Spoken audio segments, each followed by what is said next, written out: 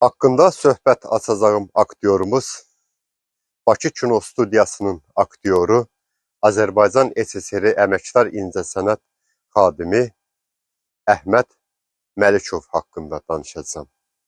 Təxəllüsü Qəmərlinski.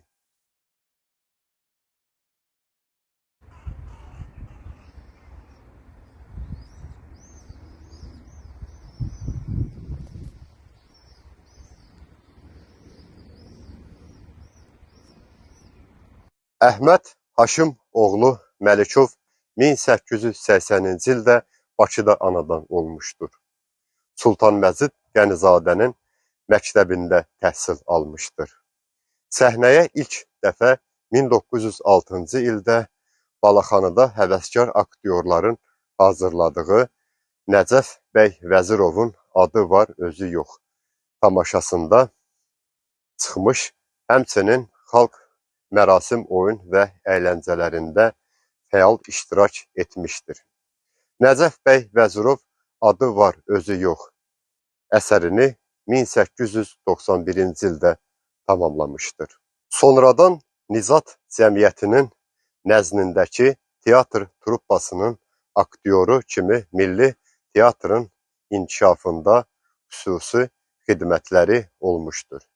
1908-ci ildən Azərbaycanın bir sıra kənd və rayonlarını gəzmiş, ən ucqar güşələrdə aktyor dostları ilə birlikdə çıxışlar etmişdir. Qəmərlinski təxəllüsünün də özünün maraqlı tarixçəsi var. Yaxın dostu, teatr aktyoru Hüseyn Ərəblinski ilə Qəmərli kəndindən qastroldan qayıdarkən dostu Əhmədə Qəmərlinski təxəllüsünü götürməyi təklif etmişdir.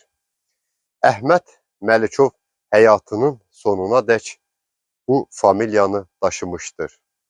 Əhməd Məlikov 1919-cu ildən Dövlət Türk Opera Dram Teatrında işləmişdir. 1924-cü ildən Bakı Azad Tənqid Təbliğ Teatrının aktyoru və rejissoru olmuşdur.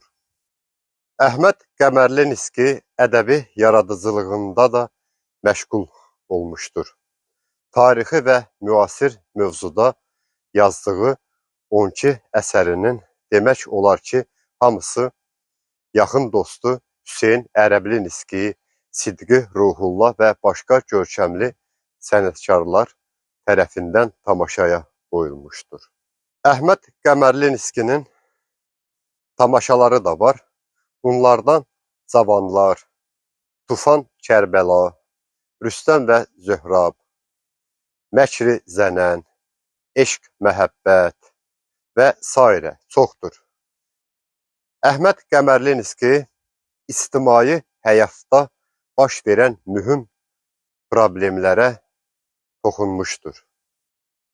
Sənətdəki xidmətlərinə görə 27 aprel 1940-cı ildə Əməkdar İncəsənət xadimi fəxri adına layiq görülmüşdür. Əhməd Qəmərlinskinin filmoqrafiyasına gəldikdə isə demək olar ki, onun çəkildiyi filmlər hamısı səssizdir. 1934-cü ildə kino rejissor Mikayıl Mikayılovun lentə aldığı İsmət filmində epizodik rolda çəkilmişdir. Mən uzun müddətdir ki, kino rejissor Mikayıl Mikayılovun məzarını hələ da tapa bilmirəm. Bildiyim qədər o sonradan görmə qabiliyyətini də itirmişdir və Bakıda anadan olmuşdur. 1903-cü ildə anadan olub və 1986-cı ildə dünyasını dəyişib. Və 1936-cı ildə Almaz filmində Kənd Sovetinin sədri obrazını yaratmışdır.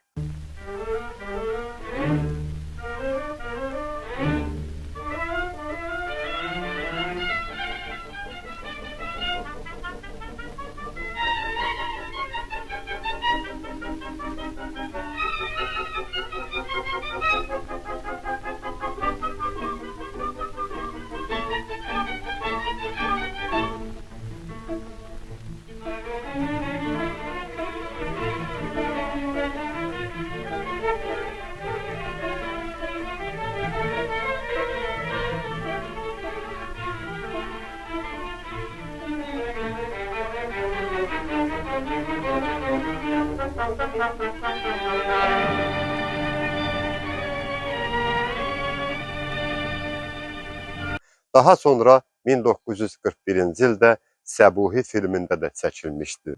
1938-ci ildə 19-cu il filmində Əhməd Əliyev obrazını yaratmışdır.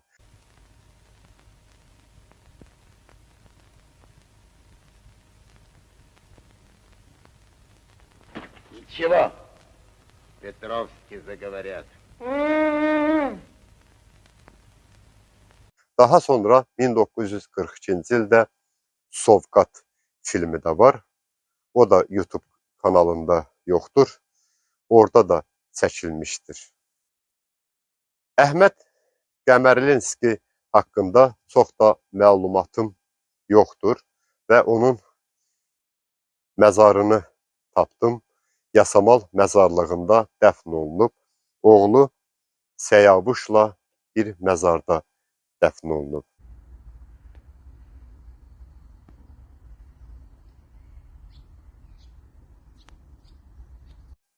Əhməd Qəmərlinski ilə işləyən aktyorlar demək olar ki, artıq həyatda yoxdurlar.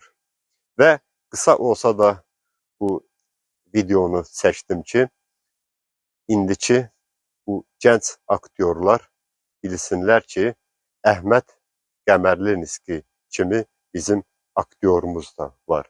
Demək olar ki, indiki gənc aktyorlar heç bu Əhməd Qəmərlinskini tanımırlar.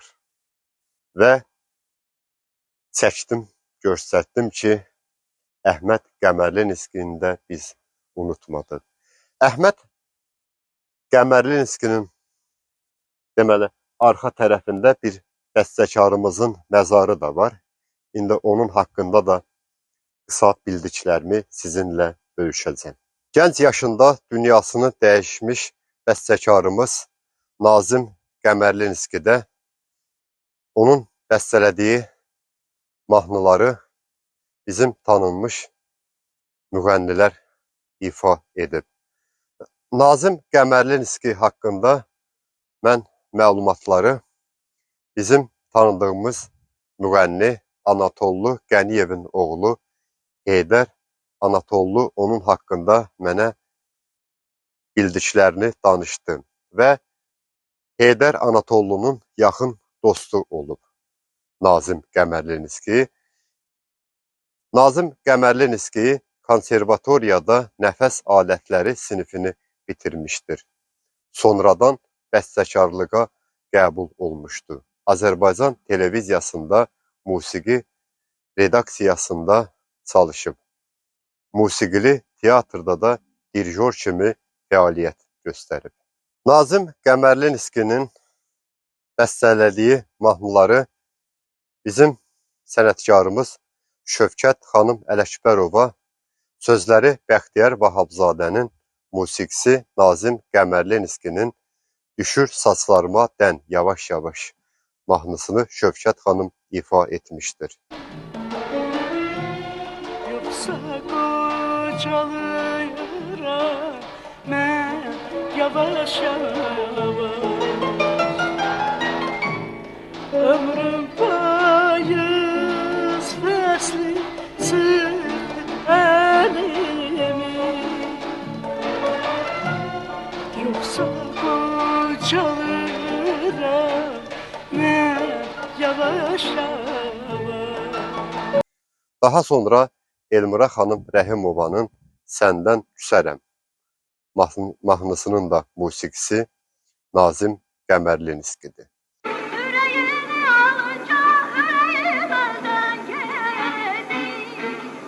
Qəlbim daşdan deyil, yox, dözərəm. Bir günə səbrim daşar, dönüb nəsə gözlərəm. Qəlbim daşdan deyil, yox, dözərəm. Bir günə səbrim daşar, dönüb nəsə gözlərəm. Yaxın dostu Heydər Anatollu da onun Qurbanı mahnısını ifa etmişdir. Heydər Anatollu mənə bildirdi ki, Nazim Qəmərlinskinin ölümü də qəribə olub və o xəstə yatmayıb və bildiyim qədər o yatıb və səhər oyanmamışdır. Nazim Qəmərlinski 1957-ci ildə anadan olub və 1998-ci ildə 41 yaşında dünyasını dəyişib. Heydər Anatollu mənə bildirdi ki, mən ona Əhməd Qəmərlinski haqqında danışdım, aktyorumuz haqqında və mənə bildirdi ki, ola bilsin ki və bildiyim qədər onlar qohumdular. Çünki Nazim Qəmərlinskinin də soyadı Qəmərlinskidir. Və mən də belə ehtimal edirəm ki, bəstəkarımız, bizim aktyorumuz Əhməd Qəmərlinski ilə qohumçuluqları olub. Bu qədər. Və gəlmişkən də həm aktyorumuz Əhməd Qəmərlinskinin, həm də bizim bu bəstəkar Nazim Qəmərlinskinin məzarının ətrafını yuyub təmizləyəcəm.